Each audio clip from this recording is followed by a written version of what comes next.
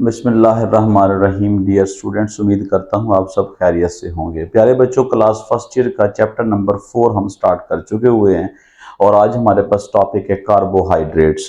चलिए जी, कार्बोहाइड्रेट्स के बारे में डिस्कशन करते हैं कि आखिर कार्बोहाइड्रेट्स को हम आम तौर पर क्या कहना चाहेंगे। बेटे याद रखिएगा, कार्बोहाइड्रेट्स को हम लोग नाम देते हैं हाइड्रेटेड कार्बन्स का।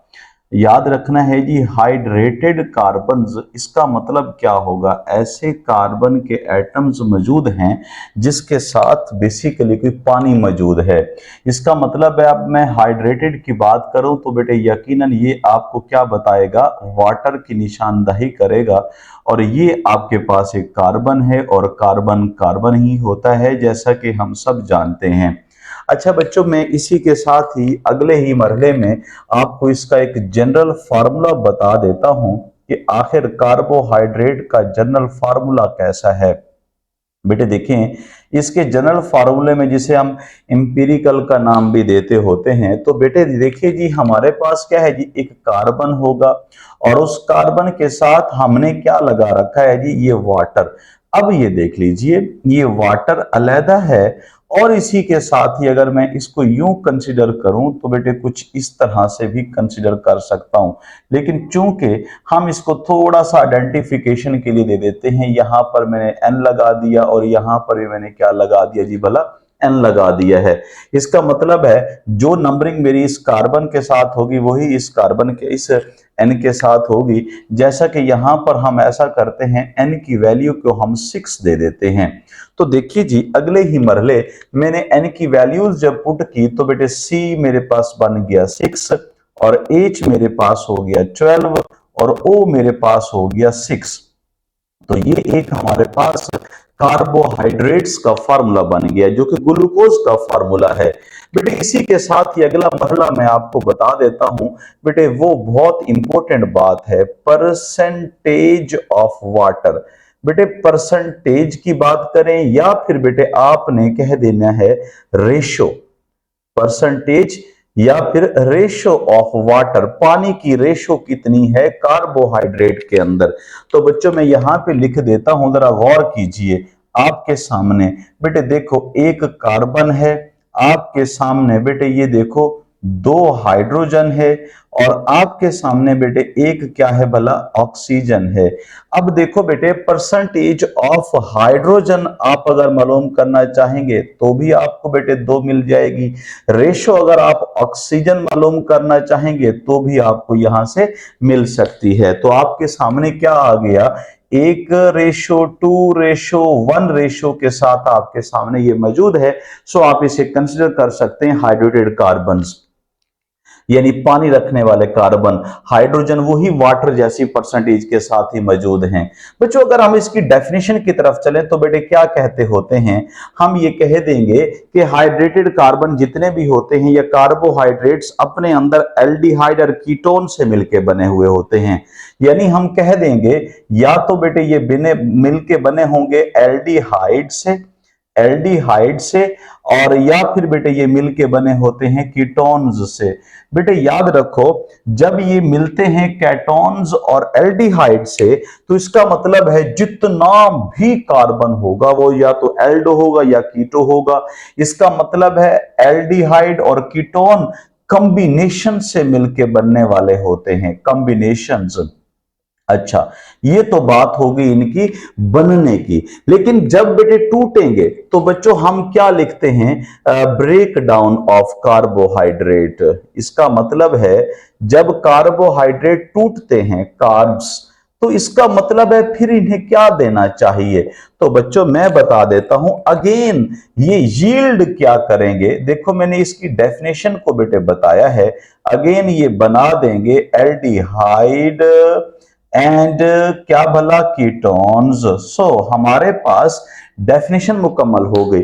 सो हमने केमिकली डेफिनेशन पढ़ी है हाइड्रोकार्बन्स की, हाइड्रेटेड कार्बन्स की, कार्बोहाइड्रेट्स की, कि basically chemically are the combination of aldo and keto sugars and on hydrolysis जब ये पानी की मौजूदगी में टूटते हैं तो क्या बना देते हैं? अगेन एल्डिहाइड एंड कीटोन्स बना देते हैं। तो ये हमारे पास बेटे क्या है जी, इनका कुछ इंट्रोडक्टरी बातें हैं। बच्चों नेक्स्ट बहुत इंपॉर्टेंट पॉइंट है आप लोगों के लिए, क्या भला क्लासिफिकेशन। बच्चे जब भी हम कभी क्लासिफिकेशन की बात करेंगे, किसकी भला क्लासिफिकेशन है, कार्बोहाइड्रेट्स की। तो बेटे हमारे पास तीन मेन तरह की मेन क्लासेस आ जाएंगी। नंबर वन पे एक क्लास को हम बोलेंगे मोनोसैकराइड। क्या बोलेंगे जी भला, मोनोसैकराइड्स। अच्छा जी, दूसरे नंबर पे बेटे हम बोलेंगे क्या भला, ओलिगोसैकराइड्स। ओलिगोसैकराइड्स, ओलिगोसैकराइड्स। और नंबर थ्री पे बेटे हमारे पास मौजूद है क्या भला, पॉलीसैकराइड। अब ये देख लें हमारे पास ये तीन तरह की क्लासेस हैं। जब मैं कहता हूं मोनोसैकराइड तो बेटे हम आम तौर पर इसे क्या कहते हैं, सिंपल शुगर कहते हैं। सिंपल, क्योंकि मोनो का मतलब सिंपल है और सैकराइड का मतलब होता है शुगर, तो ये कहलाता है हमारे पास सिंपल शुगर के नाम से। लेकिन जब हम ओलिगो की बात करते हैं तो इसका मतलब होता है ए फ्यू, चंद एक क्या भला, शुगर सैकराइड्स, चंद एक सैकराइड से मिलके बना होगा। और पोली की बात अगर करें तो हम कहते हैं मैनी। और बेटे सैकराइड की बात फिर करें तो क्या आ जाएगा भला, शुगर। सो हमें पता चल गया सिंपल शुगर, चंद एक शुगर और बहुत सारे शुगर से मिलकर बनने वाला क्या है, कार्बोहाइड्रेट की क्लासेस हैं। हमने मोनोसैकराइड्स को तो डिटेल से डिस्कस करना है और बता भी देता हूं कि ये क्या होते हैं बेटे, आमतौर पर स्वीट, मेरी तरह के स्वीट इन टेस्ट होते हैं, स्वीट इन टेस्ट। तो इसका मतलब क्या हुआ, ये हमारी जबान के जो टेस्ट बर्ड हैं, मैंने एक वीक जो लेक्चर के अंदर बता भी रखा है कि हमारी जबान के ऊपर स्वीट्स खास तौर पे जबान की टिप पर मौजूद होते हैं, टेस्ट बर्ड्स, वहां से टेस्ट होता है। अच्छा, स्वीट इन टेस्ट होते हैं ये बेटे, क्या होते हैं, मोनोसैकराइड से लेस स्वीट इन टेस्ट होते हैं, लेस स्वीट इन टेस्ट। लेकिन ये बेटे क्या होते हैं, पॉलीसैकराइड टेस्ट लेस होते हैं, इनका टेस्ट नहीं आता। अब आमतौर पर स्टूडेंट्स परेशान हो जाते हैं कि टेस्ट लेस का मतलब क्या है, ये तो काफी सारे शुगर से मिलके बना हुआ है, फिर से मीठा बहुत होना चाहिए। ये मीठा है लेकिन हमारे टेस्ट बर्ड इसे डिटेक्ट नहीं कर सकते, तो इसलिए ये टेस्ट लेस भी कहला रहे हैं। बच्चों इसी के साथ ही हम कह देते हैं इनकी जो रेंज होती है, कार्बन रेंज, मैं लिख देता हूं रेंज ऑफ कार्बन्स। बेटे ये बहुत इंपॉर्टेंट बात है, रेंज ऑफ कार्बन। बेटे ये कार्बन 3 से लेकर आमतौर पर कार्बन 7 के दरमियान पाए जाते हैं। इसका मतलब है मोनोसैकराइड में कार्बन की तादाद बड़ी मुख्तस की हुई होती है। अगर कार्बन नंबर 3 का कोई कंपाउंड होगा, एल्डो या कीटो, वो भी मोनोसैकराइड में आएगा। अगर कार्बन नंबर 7 तक का होगा तो वो भी इसमें। लेकिन ओलिगोसैकराइड क्या होते हैं बेटे, याद रखो इनके पास रेंज किन की मालूम करनी होती है, रेंज ऑफ मोनोसैकराइड। लो जी, बहुत इंपॉर्टेंट बात कर रहा हूं मैं, इसके साथ आपको बहुत सारे सवालात भी पैदा होते हैं। देखो बेटे, ओलिगोसैकराइड के पास जो मोनोसैकराइड है वो एक्ट कर रहा है एज ए यूनिट। इसका मतलब ये मोनोसैकराइड मिलकर ही ओलिगो बनाएगा, मोनोसैकराइड आपस में मिलकर पॉलीसैकराइड बनाएंगे। तो इनकी रेंज को मैं लिखता हूं क्या, मोनोसैकराइड की रेंज लिखनी है, यहां शुगर की रेंज नहीं है। तो कितना होगा बेटा, याद रखिएगा मोनोसैकराइड की रेंज यहां पर है 2 से लेकर 10 तक। कितनी भला, 2 से लेकर 10 तक। हमें आइडिया हो गया। अगर बेटे मोनोसैकराइड 2 होंगे तो डाइसैकराइड 3 होंगे, तो ट्राइसैकराइड 4 होंगे, तो टेट्रासैकराइड, पेंटासैकराइड, हेक्सासैकराइड, हेप्टा, ऑक्टा, इस तरह 10 तक। लेकिन ये जो हमारे पास मौजूद है क्या नाम है, पॉलीसैकराइड, इधर बेटे किसकी रेंज मालूम करनी है, यहां पर भी रेंज ऑफ मोनोसैकराइड। क्यों भला बताओ, क्योंकि मोनोसैकराइड इन दोनों का क्या है, यूनिट होता है। तो यहां पर रेंज कितनी बनती है, सेपरेट लिख देता हूं बेटा, मोर देन 10 मोनोसैकराइड, मोर 10, यानी 10 से ज्यादा अगर मोनोसैकराइड होंगे तो जाकर बेटे पॉलीसैकराइड्स बनते होते हैं। पॉलीसैकराइड के एग्जांपल में आपके सामने सेलुलोज है, स्टार्च है बेटे, इसी तरह पेप्टाइडोग्लाइकेन भी शामिल है, लेकिन वो डिफरेंट कैटेगरी में, काइटन है। इस ओलिगोसैकेराइड में बहुत सारी एग्जांपल आएंगी। आइए बच्चों, सबसे पहले नंबर पर चलते हैं किसको डिस्कस करने के लिए, मोनोसैकेराइड को डिस्कस करने के लिए। बेटे मोनोसैकेराइड की भी क्लासेस यहां पर मैंने बताई हैं आपको। बेटे एक टेबल की फॉर्म में एक मोनोसैकेराइड की क्लासिफिकेशन बता रहा हूं। मोनोसैकेराइड, देखो बच्चों मैंने एक टेबल बनाया रखा है ऑलरेडी ताकि टाइम ना जाया हो। इधर मैंने मोनोसैकेराइड लिखा है, इधर कार्बन की तादाद, इधर एम्पिरिकल फार्मूला, इधर एल्डो फॉर्म और कीटो फॉर्म। देखो बच्चों, जैसा कि अगर 3 कार्बन का एक कोई एटम मॉलिक्यूल है मोनोसैकेराइड का, उससे बोलेंगे क्या भला, ट्राइओजेज। अगर 4 कार्बन पर मुश्तमिल है तो बेटे क्या बोलेंगे, टेट्रोजेज। अगर 5 कार्बन पर मुश्तमिल से क्या बोलेंगे बेटे, पेंटोजेज। ओके, अगर 6 पर मुश्तमिल है तो क्या बोलेंगे, हेक्सोजेज। अच्छा, अगर 7 पर मुश्तमिल है तो क्या बोलेंगे, हेप्टोजेज। ये लें जी, ये हमारे पास 7 जिस तरह मैंने रेंज बताई है वो रेंज लिख दी है। अब इसके पास कार्बन की तादाद बेटे टोटल 3 है, इसके पास कार्बन की तादाद बेटे 4 है, और इसके पास कार्बन की तादाद 5 है, और इसके पास कार्बन का 6 है, और यहां पर बेटे 7 है।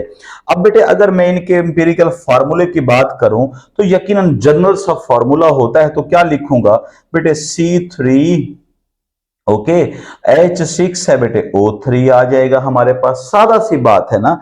अच्छा, यहां पर बेटे हमारे पास क्या होगा, C4 होगा तो H6, H होगा जी 8 होगा 8, और बेटे यहां 4 आ जाएगा।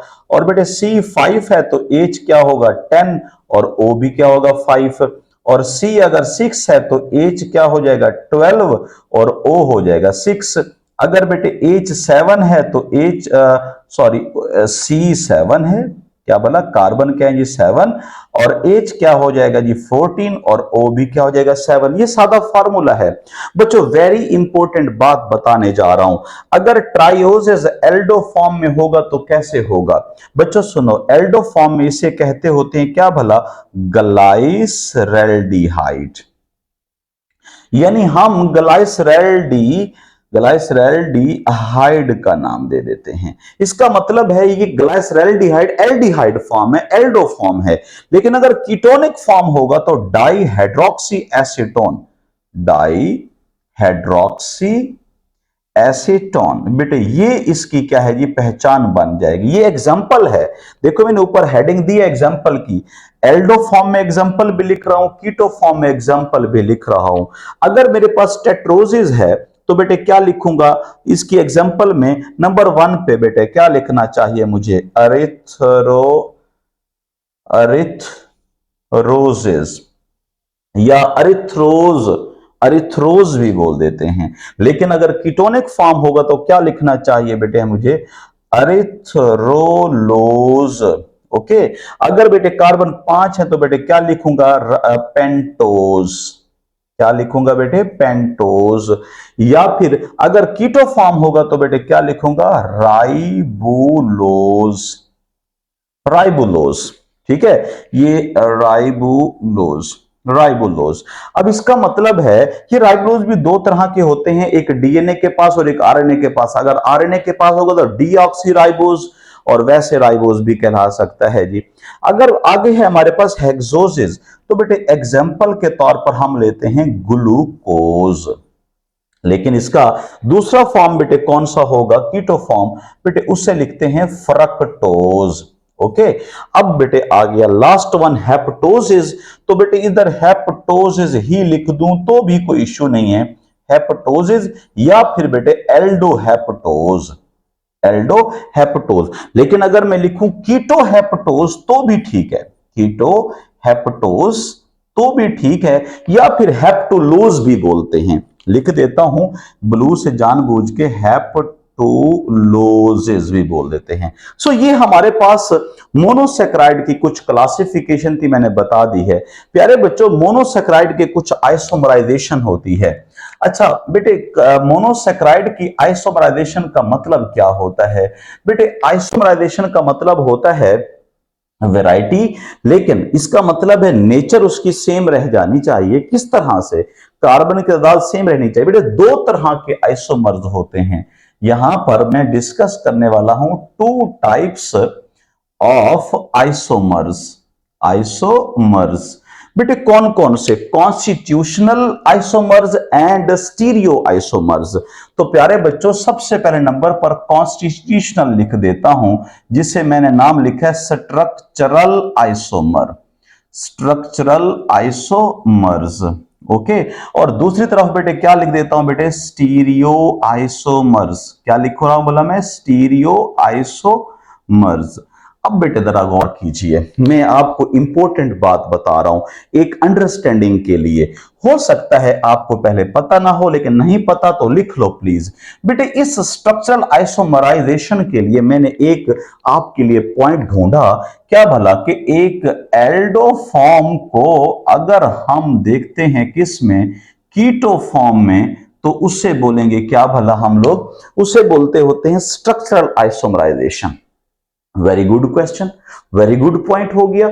यानी अगर एक तरफ हमारा एल्डो फॉर्म है तो दूसरी तरफ बेटे क्या होगा भला? कीटो फॉर्म। जैसे सर आप यूं कहना चाह रहे हो कि अगर इधर क्या है हमारे पास कोई एक ग्लूकोज का मॉलिक्यूल है, तो इधर क्या होगा भला? बताओ प्लीज। फ्रक्टोज का मॉलिक्यूल होगा।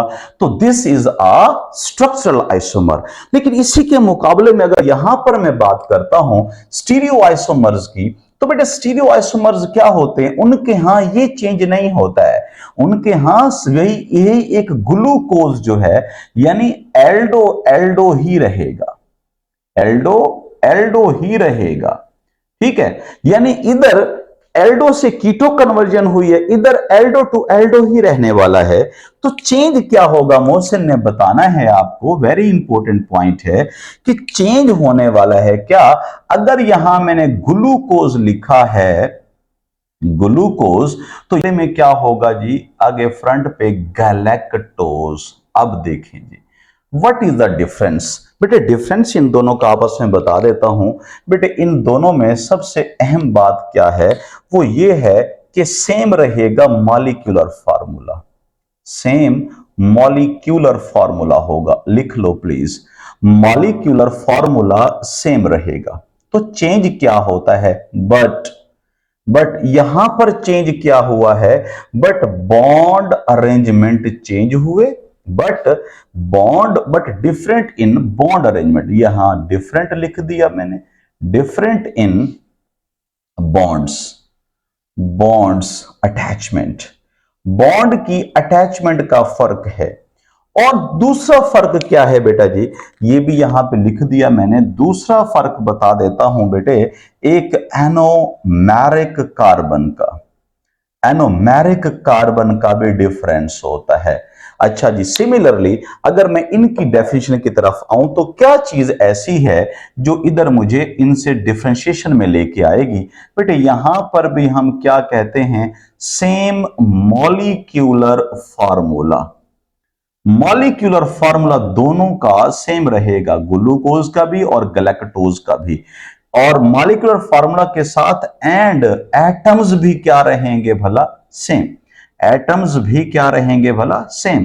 बट डिफरेंट क्या है? तो बच्चों लिख देता हूं, but different in dimension. Different in 3D dimension. आपको पता है 3D डायमेंशनल जो अरेंजमेंट है ना, वो इनकी स्पेशल होती है, स्पेटियल होती है। तो बच्चों हम आम तौर पर किसी का मिरर इमेज बात करते हैं। जैसे मैं आपके सामने ठहरा हूं, मैं इस वक्त एक अपने लेफ्ट साइड के कान को हाथ लगा रहा हूं, तो आपके मुताबिक अगर मेरे सामने आप होते तो आपका ये राइट साइड बनता है। तो मिरर इमेज बनना, इसको हम लोग आमतौर पर क्या नाम देते हैं जी भला? Stereo isomers. असल में ये मिरर इमेज बनाते हैं। तो बच्चों अगर मैं यहां पर कुछ एग्जांपल्स को एक्सप्लेन कर देता हूं, तो एग्जांपलीफाई करने के लिए मुझे कुछ ना कुछ यहां बताना होगा। सपोज कर लो, इधर मैं लिखता हूं ग्लूकोज, बना देता हूं ग्लूकोज, और इधर बना दूंगा बेटे क्या भला मैं? फ्रक्टोज, ठीक है। और इधर बना दूंगा बेटे क्या भला? गैलेक्टोज, ताकि एक जरा डिफरेंशिएशन जो है वो तीनों की क्रिएट हो सके। तो मेरे प्यारे बच्चों, मैंने क्या किया, एक कार्बन यहां पर बनाया है रेड कलर के साथ।